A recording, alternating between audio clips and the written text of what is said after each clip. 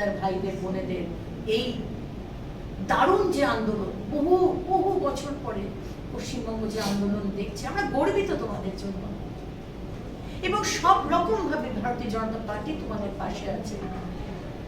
কিন্তু হাসপাতালে যে প্রিন্ট আউটটা আমরা দেখেছি, 245 গভর্নমেন্ট হসপিটাল স্টেটে আছে, 26টা তার মধ্যে মেডিকেল কলেজ, সেখানে জুনিয়র ডাক্তার 7,500 আর রেজিস্টার্ড ডক্টরস পশ্চিমবঙ্গে 93,000। মুখ্যমন্ত্রী, আমি দুদিন আগে আপনাকে টুইট করেছি, জানুয়ারি মাস থেকে আপনার সরকারি হাসপাতালে কতজন পেশেন্ট মারা গেছে আপনি একটি শ্বেতপত্র পাঠ করুন। আমরা কম্প্যারিজন করে দেখতে চাই, জানুয়ারি টু অগস্ট কত পেশেন্ট পার মান্থ মারা গেছে আপনার হাসপাতালে, আর অগস্ট টু টিল ডেট কত পেশেন্ট, আপনি যে বলছেন 23 জন মারা গেছেন বিনা চিকিৎসায়, আপনি যে সম্পূর্ণ মিথ্যে কথা বলছেন।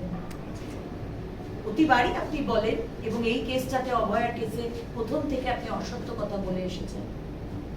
এটা আবার করে আমরা পশ্চিমবঙ্গের মানুষের সামনে তুলে ধরতে চাই। আমাদের জুনিয়র ডাক্তাররা সামনে ক্যাম্প করে তারা মানুষকে চিকিৎসা দিচ্ছে, সিনিয়র ডাক্তারবাবুরা হাসপাতালের ভেতর তারা চিকিৎসা দিচ্ছে, এবং 4 দিন আগে স্যালুট জানাই তৃণমূলের রাজ্যসভার সাংসদ সুখেন্দু শেখর রায়কে, স্যালুট জানাই জহরদাকে। আজকে যেভাবে আপনারা টিএমসি কে এবং মুখ্যমন্ত্রীকে বুঝিয়ে দিয়েছেন যে সবার শিরদাঁড়া কিন্তু বিক্রি করার মতো নয়, বিক্রি করার জায়গায় নেই, সবাই কিন্তু বিক্রি করবে না। আপনি যতই তাদের সুবিধা দিন, টাকা দিন, পার্কস দিন, সবাই কিন্তু সেই জায়গায় নেই, এবং স্যালুট জানাই। এবং আমি জহরদাকেও বলবো, জহরদা আপনি যে চিঠিটা লিখেছিলেন তার ছত্রে ছত্রে যেভাবে এই সরকার এবং মুখ্যমন্ত্রী, এই যে দুর্নীতির সরকার চলছে এবং তার যে একটা খুব সুন্দরভাবে সাপোর্ট এই পুরো সিস্টেমে, আপনি খুব সুন্দরভাবে সেটা চিঠিতে দিয়েছেন। সুখেন্দু শেখর বাবু যেভাবে রাস্তায় নেমেছে, সাধারণ মানুষ যেভাবে রাস্তায় নামছে, আমি সম্মানীয় জহরদাকে বলবো, জহর সরকারকে বলবো, আপনিও রাস্তায় নামুন। আমাদের জুনিয়র ডাক্তাররা রাস্তায় নেমে আন্দোলন করছে, অনেক ঘন্টা হয়ে গেছে, তাদের পাশে দাঁড়ান। আজকে মিথ্যে কথা বলছেন মুখ্যমন্ত্রী, 23 জনের মৃত্যু হয়েছে চিকিৎসা না পাওয়ার জন্য।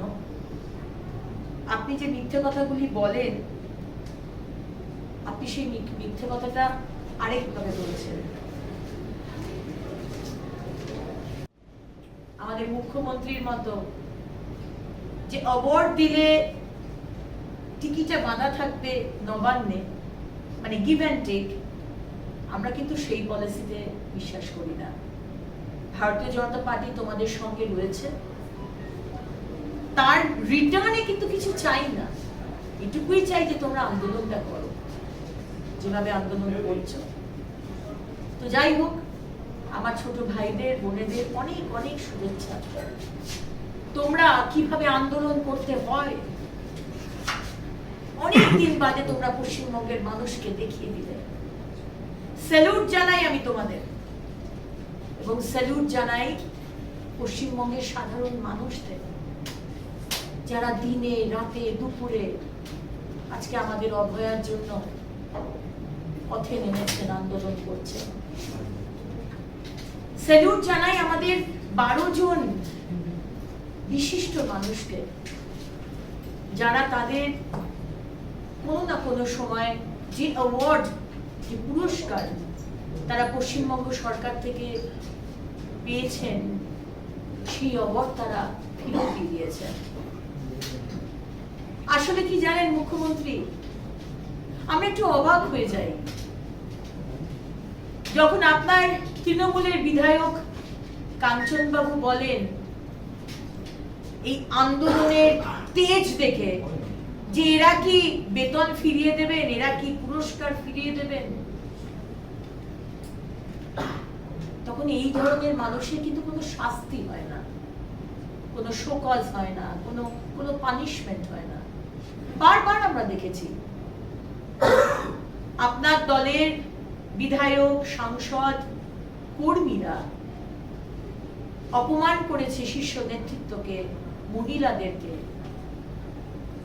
এবং আজকে বিশিষ্ট মানুষ যারা হয়তো অ্যাক্টর, কম্পোজার, অ্যাক্ট্রেস, সমাজসেবী, নাট্যকার, তারা অ্যাওয়ার্ড কিন্তু মুখের ওপর ছুড়ে দিয়েছেন।